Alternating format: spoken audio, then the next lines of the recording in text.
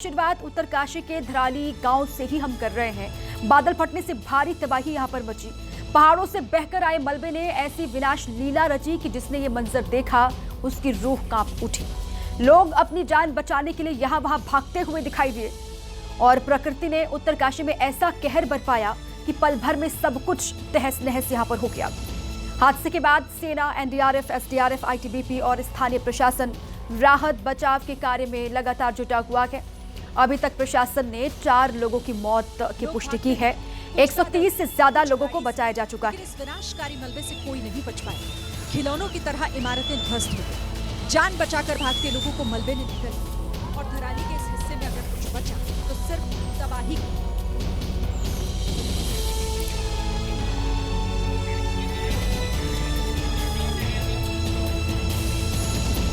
तो वहां की तस्वीरें बेहद भयावह हैं। उत्तराखंड के धराली में बादल फटने से तबाही मची हुई है और ऐसी तबाही की पूरा खीर गंगा नाम का गांव सैलाब में तब्दील हो गया। धराली गांव में बादल फटने से 4 लोगों के मौत की जानकारी अभी तक सामने आई है और रेस्क्यू ऑपरेशन वहां अब भी चल रहा है। लगातार जिंदगी को बचाने की जद्दोजहद वहां पर की जा रही है।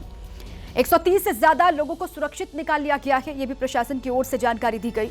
एनडीआरएफ, एसडीआरएफ, आईटीबीपी के जवान वहां रेस्क्यू ऑपरेशन में बचाव कार्य में लगातार जुटे हुए हैं। सेना भी लोगों को मलबे से तलाशने में वहां लगी हुई है। अभी भी 50 से ज्यादा लोगों की तलाश की जा रही है। वहां पर 50 से ज्यादा लोग लापता बताए जा रहे हैं क्योंकि गांव के 40-50 मकान मलबे के नीचे दबे हुए हैं। धराली का बाजार बड़ा हिस्सा मलबे की चपेट में आने से तबाह हो गया और वायुसेना के Mi-17 हेलीकॉप्टर की मदद भी वहां पर ली जा रही है। उसकी मदद लेने के लिए उसको भी तैयार रखा गया है। इतना ही नहीं, 3 आईएएस अधिकारियों को भी मौके पर भेजा गया है, ये जानकारी सामने आ रही है। पुलिस के 300 से ज्यादा जवान भी मौके पर पहुंचने वाले हैं। साथ ही केंद्र ने राज्य सरकार को हर संभव मदद का भरोसा भी दिया है और केंद्र की सरकार लगातार मदद कर रही है। इसी बीच एक बड़ी खबर आ रही है, इसी से जुड़ी हुई आपको बता दें। उत्तराखंड के हर्षिल के पास धराली गांव में बादल फटने के बाद रेस्क्यू ऑपरेशन वहां पर चल रहा है। खतरनाक त्रासदी में अब तक 130 लोगों को सुरक्षित बचा लिया गया, मलबे के नीचे से निकाल लिया गया है। ये राहत वाली बात है। सेना, आईटीबीपी, एनडीआरएफ और एसडीआरएफ की टीमें इस बचाव अभियान में वहां पूरी मुस्तैदी के साथ जुटे हुए हैं। सबसे बड़ी प्राथमिकता अभी यही है, जो मलबे के नीचे लोग दबे हुए हैं सकुशल उनको बाहर निकाल लिया जाए और इसीलिए वहां पर जी तोड़ कोशिश करते हुए एनडीआरएफ, एसडीआरएफ, आईटीबीपी और सेना के जवान। उत्तराखंड के सीएम पुष्कर सिंह धामी हालात पर लगातार नजर बनाए हुए हैं। पीएम मोदी ने भी सीएम धामी को हर संभव मदद का भरोसा दिया है। कल पीएम मोदी ने सीएम धामी से बातचीत की थी इस पूरे ही त्रासदी को लेकर और ये कहा जा रहा है कि सीएम धामी के अधिकारियों को निर्देश भी हैं कि वहां पर कोई कसर नहीं छूटनी चाहिए। बता दें कि इस वक्त हम भटवाड़ी से 12 किलोमीटर पहले हैं, जहां पर सड़क बह गई है, जिसको ठीक करने के लिए जो आईटीबीपी के जवान हैं वो लगातार काम कर रहे हैं। जो एनडीआरएफ की टीम है वो यहाँ पर काम कर रही है और आप देख सकते हैं कि किस तरीके से ये जो सड़क है वो पूरी तरह से बह गई है। इसको रिपेयर किया जा रहा है ताकि ठीक सामने आप देख सकते हैं कि करीब 5 एम्बुलेंस खड़ी हैं। इसके अलावा जो आईटीबीपी के जवानों की गाड़ियां हैं वो खड़ी हुई हैं। एनडीआरएफ की टीम आप देख सकते हैं ठीक सामने आती हुई आपको नजर आ रही होगी, क्योंकि ये सारी टीमें जो हैं वो धराली गांव जा रही हैं। वहां पर रेस्क्यू के लिए इन्हें भेजा गया है, लेकिन जिस तरीके से यहाँ पर सड़क बही है उसके बाद से काफ़ी देर से ये जो जवान हैं वो मशक्कत कर रहे हैं कि सड़क को ठीक किया जाए ताकि जो ये काफिला है आईटीबीपी का और एनडीआरएफ का वो आगे बढ़ सके। जो एम्बुलेंस यहाँ पर फंसी हुई हैं उनको आगे भेजा जा सके ताकि वहाँ से जो रेस्क्यू करके लोग निकाले जा रहे हैं उन्हें अस्पतालों में भेजा जा सके। लेकिन इस तरीके की तस्वीरें कई जगह देखने को मिली हैं जहाँ पर सड़कें टूट गई, या तो बह गई या दरक गई, जिसकी वजह से जो यातायात है वो बाधित हो रहा है। और इसीलिए जो टीमें उत्तरकाशी से या देहरादून से निकली हुई हैं वो धराली पहुँचने में दिक्कत महसूस कर रही हैं, क्योंकि लगातार इस तरीके की तस्वीरें देखने को मिल रही है। और ठीक सामने हम अपने सहयोगी से कहेंगे कि थोड़ा दिखाएं कि किस तरीके से टीमें इंतजार कर रही हैं कि कब ये सड़क ठीक होगी, उसके बाद वो धराली गांव पहुंचेंगे और जो रेस्क्यू ऑपरेशन है उसमें भाग लेंगे। लेकिन कहीं ना कहीं जिस तरीके की तस्वीरें उत्तरकाशी में देखने को मिल रही है, जिस तरीके से तबाही आई है धराली में। जिस तरीके से कहा जा रहा है कि 50 से ज़्यादा लोग अभी भी लापता हैं और लगातार सेना की टीम, एनडीआरएफ की टीम, एसडीआरएफ की टीमें जो रेस्क्यू ऑपरेशन है उसको करने में लगी हुई हैं। और जो वहाँ पर अगर हम बात करें, जो हर्षिल है जहाँ पर सेना का कैंप था, बताया जा रहा है कि करीब 10 जवान अभी भी लापता हैं, जिनको तलाशने के लिए लगातार सेना के जो जवान हैं वो काम कर रहे हैं, जो एनडीआरएफ की टीम है वो काम कर रही है। और 50 से ज़्यादा लोग अभी भी लापता हैं, जिनकी तलाश में सेना के जवान और एनडीआरएफ के जवान लगे हुए हैं, लेकिन अभी तक उनका पता नहीं चल पाया है। जो जानकारी मिली है प्रशासन की तरफ से, उसमें बताया गया कि करीब 150 लोगों को रेस्क्यू करके राहत कैंप में लाया गया है, जहां उन्हें प्राथमिक उपचार दिया जा रहा है, उन्हें खाद्य सामग्री दी जा रही है। और जहां पर खतरा महसूस हो रहा है वहां आसपास रहने वाले लोगों को भी रेस्क्यू करके दूसरे स्थानों पर शिफ्ट किया जा रहा है, ताकि जो आपदा उत्तरकाशी में आई है उससे पूरी तरह से निपटा जा सके। लेकिन कहीं ना कहीं सेना के जवानों के लिए और जो एनडीआरएफ की टीम लगी है उसके लिए एक बड़ी चुनौती है, क्योंकि जिस तरीके के हालात हैं उसमें रेस्क्यू करना बेहद मुश्किल हो रहा है। और यही वजह है कि लगातार जो टीमें भेजी जा रही हैं वो भी पहुंच नहीं पा रही हैं, क्योंकि जगह जगह आप देख सकते हैं कि किस तरीके से जो सड़कें हैं वो बह गई हैं, जो यातायात है वो पूरी तरह से बाधित हो रहा है। और घंटों मशक्कत करने के बाद जो सड़कें हैं वो ठीक हो पा रही हैं। तो हमारे संवाददाता बलराम पांडे की रिपोर्ट आप देख रहे थे। उत्तराखंड में मंगलवार को बादल फटने से भारी तबाही मची है। एक दिन में 3 जगह बादल फटने की जानकारी है, और ये बादल कहां फटे इसके बारे में विस्तार से जानकारी हम आपको देते हैं। धराली खीर गंगा में बादल फटने की घटना हुई है, जिसके बाद धराली बाजार पूरी तरीके से वहां तबाह हो चुका है। जबकि हर्षिल में भी बादल फटने की घटना से आर्मी कैंप में बड़ा हादसा हुआ। यहां कई जवानों के बह जाने की खबर सामने आई। इसके अलावा सुखी टॉप अवना बुग्याल में भी बादल फटने से नदी उफान पर है। साथ ही गंगोत्री राष्ट्रीय राजमार्ग पर कई जगहों पर मलबा और बोल्डर आ गया के जो हालात और चुनौतीपूर्ण वहां पर हो रहे हैं वो इसी वजह से भी हो रहे हैं, क्योंकि मलबे के साथ वहां पर पत्थर और बड़े बड़े बोल्डर भी आ गए हैं। तो हर्षिल, धराली और सुखी टॉप सबसे ज्यादा जो तबाही हुई है वो धराली में हुई है, और वहां पर पूरा का पूरा जो बाजार वो किस तरीके से तबाह हो गया वो तस्वीरें आपने देखी। उत्तरकाशी में मंगलवार को बादल आफत बनकर टूटे। कुदरत ने सिर्फ धराली में नहीं बल्कि इस इलाके में एक साथ 3 जगह हमला किया। फर्क सिर्फ इतना था कि धराली में सैलाब उस जगह पर बहकर आया जहां मकान और होटल बने हुए थे। बादलों ने ऐसी तबाही मचाई है जिसे देखकर हर कोई हैरान परेशान है, सभी की रूह कांप गई है।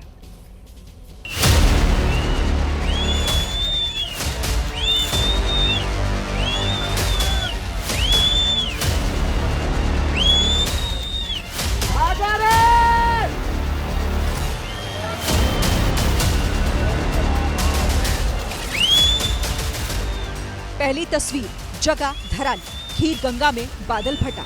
ऐसा लगा कि 30 सेकंड में सब कुछ बर्बाद हो गया। ऐसा लगा मानो पहाड़ के रास्ते में मौत दौड़ती हुई आ रही थी। ऐसा लगा मानो देवभूमि में मलबे की भेस में कोई दैत्य आ गया था।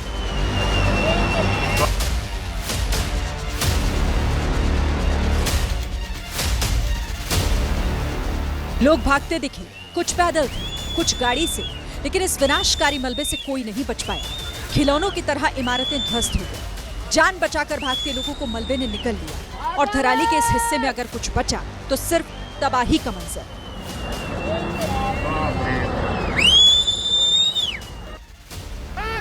लोग चीख रहे थे, चिल्ला रहे थे, सीटियां बजा रहे थे, लेकिन 30 सेकंड में भला कोई इंसान कहां तक दौड़ लगा पाता। जिंदगी और मौत की इस रेस में मौत ने बाजी मार दी।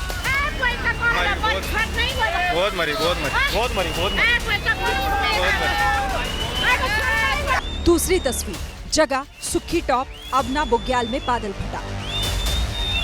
बादल सुखी टॉप में भी फटा, तबाही सुखी टॉप में भी आई, और डराने वाला मंजर सुखी टॉप में भी था। लेकिन फर्क सिर्फ इतना था कि सुखी टॉप में जिस जगह तबाही मची वहां कोई रिहायशी इलाका नहीं था, लेकिन जिस परिवार ने ये वीडियो बनाया वो दर्द उस परिवार की बातचीत से महसूस कर लिया। सीधा ऊपर आ गया और आ गया ऊपर। अब क्या होगा मम्मी? क्या बहन बड़ा हो गया? ये तो पूरा का रुक गया। कौन कौन रहेगा जो? अब हम आ जाते हैं। जल्दी करो मम्मी वीडियो।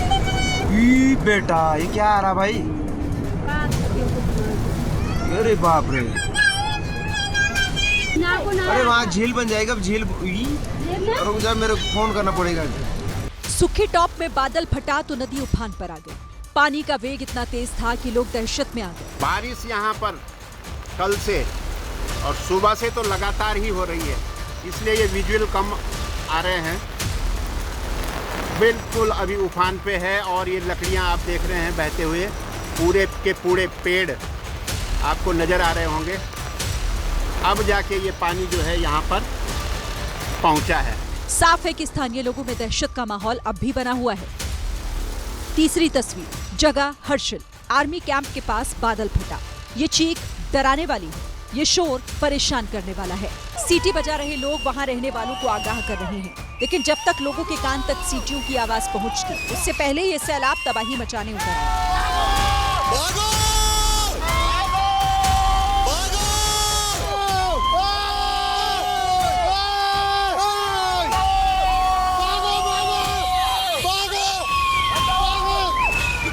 बादल फटने के बाद कुदरत का तांडव हर्षिल में भी वैसा ही नजर आया जैसा सुखी टॉप और धराली में दिखा था। अरे यार बोले यार 5-6 वाले बच गए होंगे यार। अबे भाई, हरे राम हरे राम, अरे यार 5-6 वाले बेचारे, हरे राम।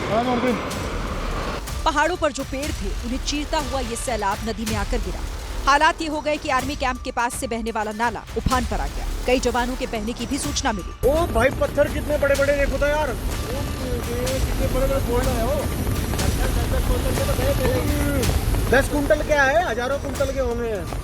तस्वीरें परेशान करने वाली हैं, हालात डराने वाले, और प्रकृति का ये रूप सोचने पर मजबूर कर देता है कि पहाड़ों पर जिंदगी गुजारने वाले लोग भला कैसे रहते होंगे।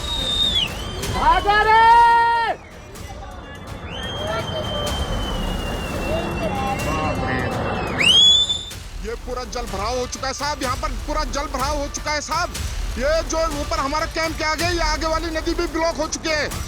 ये जो भागीरथी नदी है ये ब्लॉक हो चुकी है और यहाँ जो पूरा जल भराव हो रहा है साहब। तुरंत जो भी जिसका भी गांव का या इसका उत्तरकाशी के बीच का जो गांव अभी भी आ ही रहा है, वो जिसका भी अभी भी बहुत भयंकर आवाज आ रही है ऊपर से।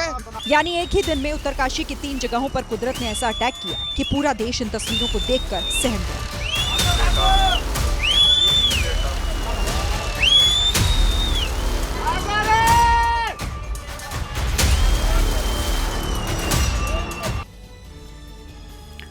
तो उत्तरकाशी के धराली में बादल फटने से भारी तबाही हुई है। अब आइए सीधे आपको यहीं का मौजूदा हालात किस तरीके से यहां पर बने हुए हैं ये आपको बताएंगे। हमारे संवाददाता बलराम पांडे जुड़ चुके हैं हमारे साथ, सीधे उन्हीं का रुख करते हैं।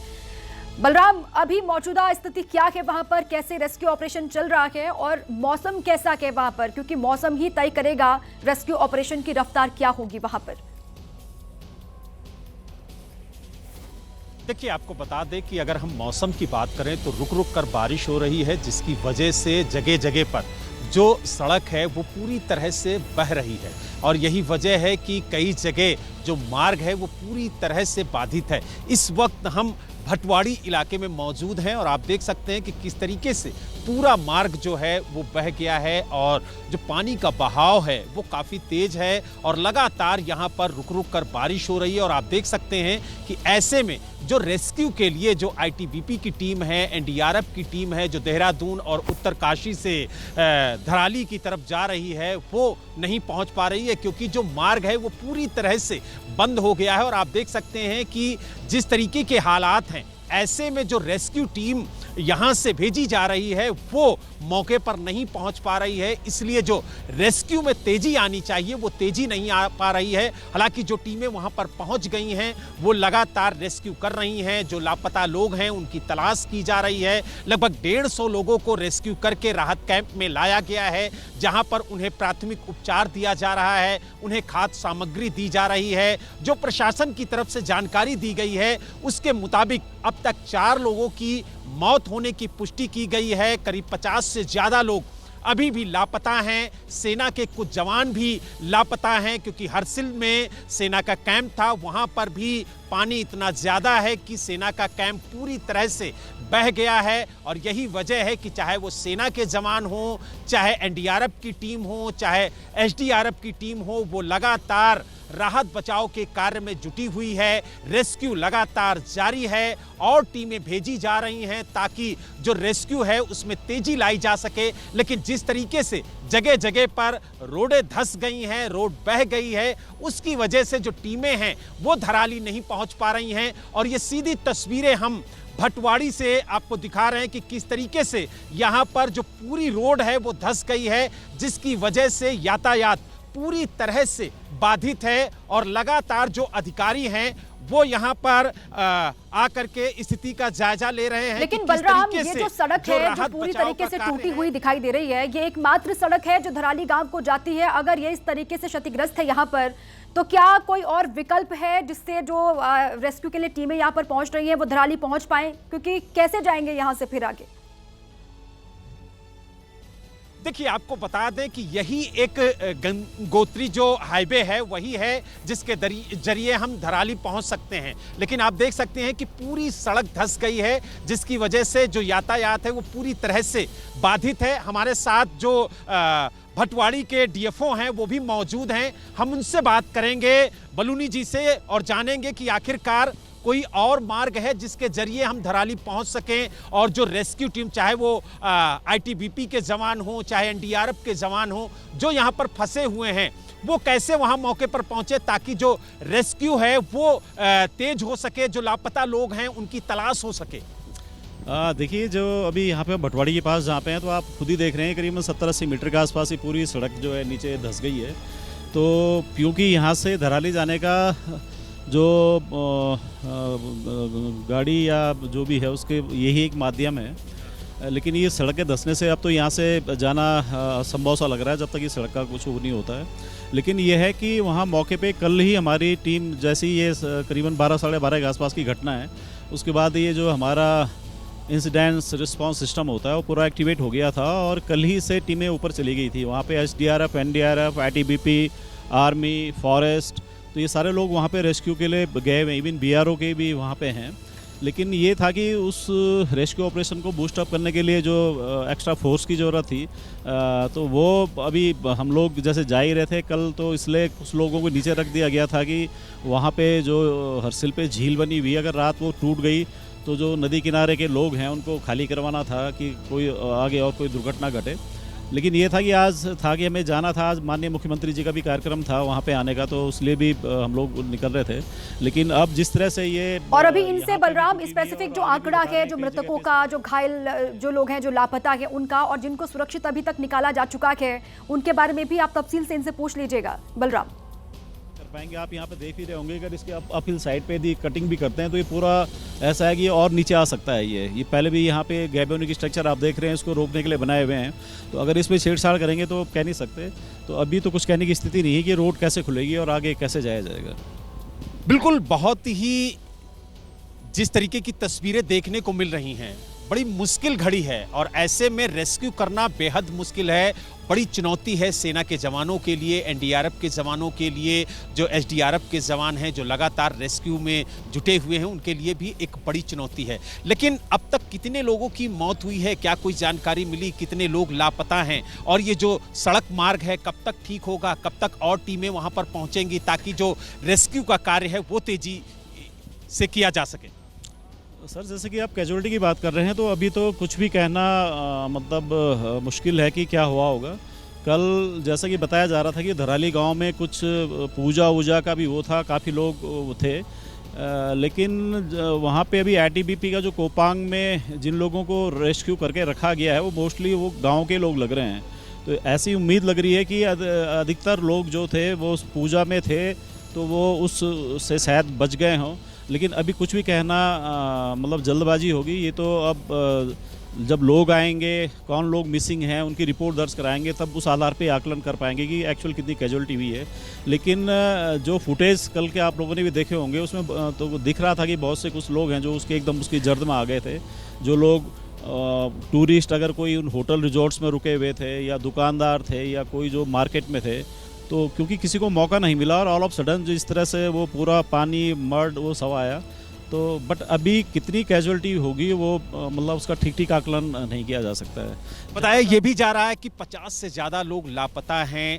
जो हरसिल में सेना का कैंप था वो भी पूरी तरीके से बह गया है। कुछ जवान भी लापता हैं, उनकी भी तलाश की जा रही है। लगातार जो सेना की टीम है, जो एनडीआरएफ की टीम है, जो एसडीआरएफ की टीम है, जो आईटीबीपी के जवान हैं, वो रेस्क्यू कार्य में जुटे हुए हैं। लेकिन और टीमें भेजी जा रही थी, लेकिन जिस तरीके से जगह जगह पर रोड धंस गई है, रोड बह गई है, उसकी वजह से जो यातायात बाधित हो रहा है उससे टीमें नहीं पहुंच पा रही हैं। हापुड़ के छोटे बाजार में सरकारी स्कूल की जर्जर बिल्डिंग भरभरा कर गिर गई और बिल्डिंग गिरने की खौफनाक घटना वहां लगे सीसीटीवी कैमरे में रिकॉर्ड हो गई।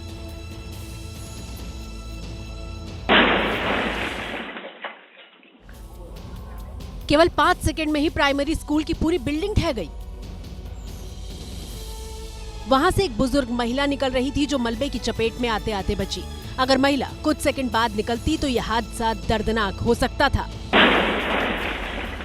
बिल्डिंग गिरी तो इतनी जोरदार आवाज हुई कि लोग अपने घरों से बाहर निकल आए।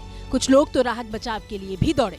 हादसे के बाद इलाके में अफरा तफरी का माहौल बन गया।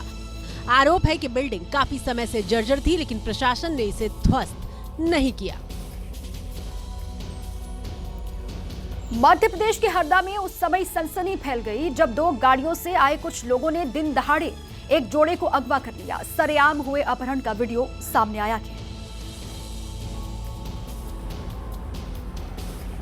जिसमें मुंह पर कपड़ा बांधे लड़का एक लड़की के साथ सड़क पर जाता दिखाई दिया। तभी एक कार उनके आगे आकर रुकी। चंद सेकंड बाद पीछे से एक और कार आई और उनके पास रुक गई। दोनों कुछ समझ पाते इससे पहले ही दोनों गाड़ियों से कुछ लोग बाहर आए और लड़के लड़की को जबरन खींचकर गाड़ी में बैठा लिया।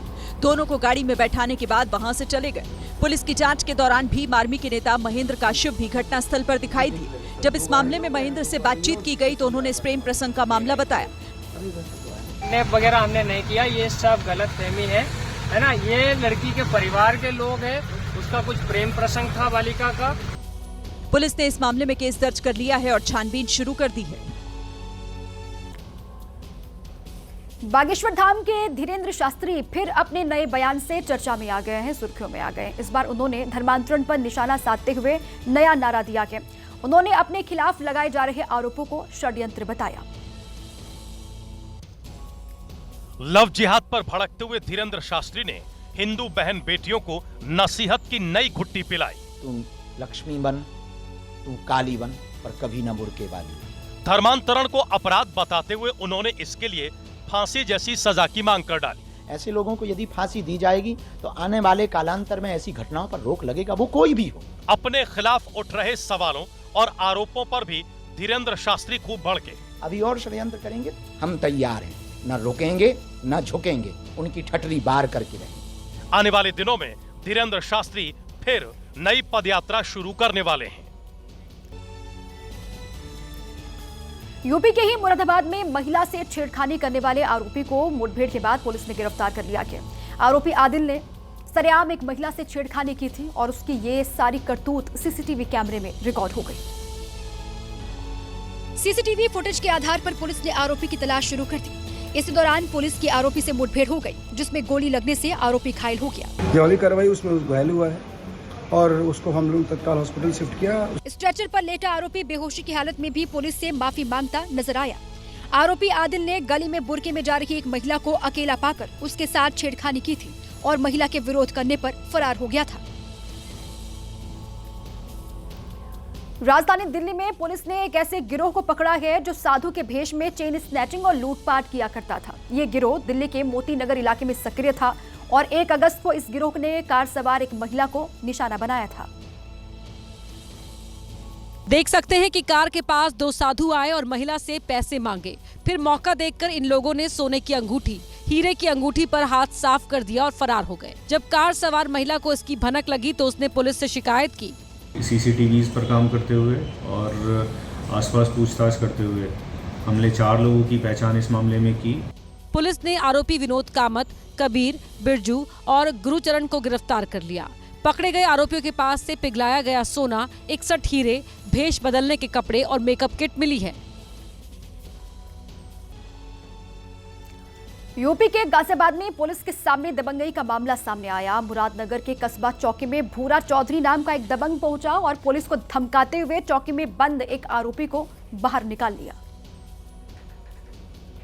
ये सब कुछ वहां मौजूद पुलिस वालों के सामने हुआ। दबंग भूरा चौधरी ने खुलेआम पुलिस वालों को धमकी दी। रोको, कौन से मतलब है? रोको और परसों से मंगलवार से तारीख खुलवा रहा हूँ, जिसके फोन रोक देगा। हैरानी की बात यह है कि भूरा चौधरी काफी देर तक पुलिस चौकी में गुंडागर्दी करता रहा, जबकि पुलिस वाले उसे मनाते हुए दिखाई दिए। कहाँ छोड़ रहे हो? हराम का माल देते तो छोड़ोगे? हाँ, सारा मुसलमान सड़क पाने को 1 मिनट में तैयार बैठा। हालांकि वीडियो वायरल होने के बाद पुलिस ने आरोपी के खिलाफ मामला दर्ज कर लिया।